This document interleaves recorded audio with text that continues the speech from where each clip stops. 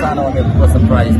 Wapinzani wetu wengi walikuwa wanasubiri Simba adondoshe alama katika mechi hizi ili waweze kufanya sherehe zao, lakini tumeanza mechi ya kwanza na Mashujaa, hawakuamini kilichotokea.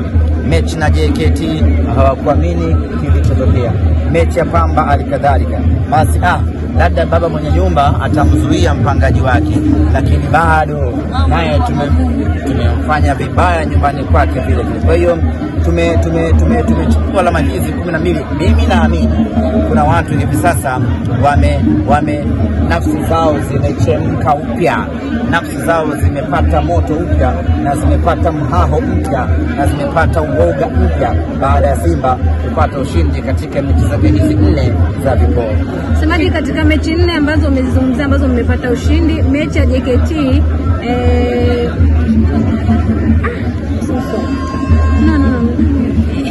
mwenye mchezaji wakati anabomba swali lake, wakati anaendelea kulifikiria swali lake, semaji, nafahamu mmebadilika mchezo huu, hiyo kinachofuata ni kimataifa. Semaji, bila shaka zungumza kidogo, wote watamani kusikia huko kimataifa mambo yakoje?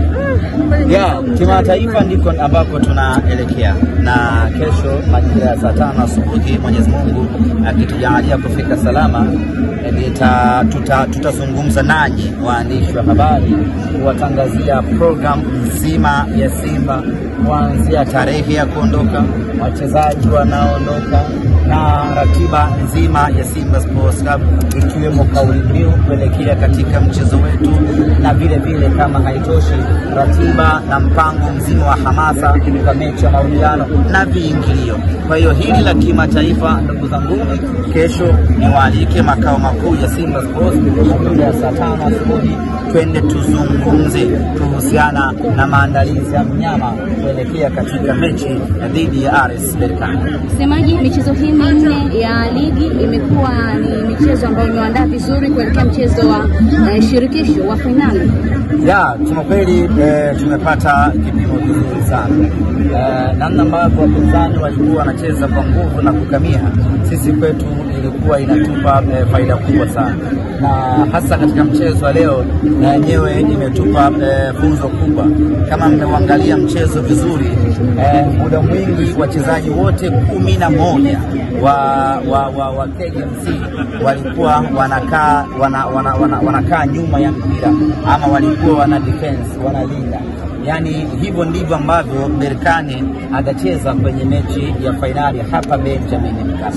Kwa leo tulikuwa tunafanya mazoezi namna gani ya kufungua loki za KMC ili Berkane atakapoamua kutaga na kukaa nyuma tujue namna gani ya kumfungua. Na bila shaka mmeona ndugu zangu namna ya kumfungua. Ufunguo anao Joshua Mutale, kuna namna fulani anapiga 1-2, anachukua, anaweka goli. Sasa ile ndiyo tulikuwa tunafanya zetu mazoezi, namna gani ya kwenda kumkabili mpinzani wetu atakapoamua kukaa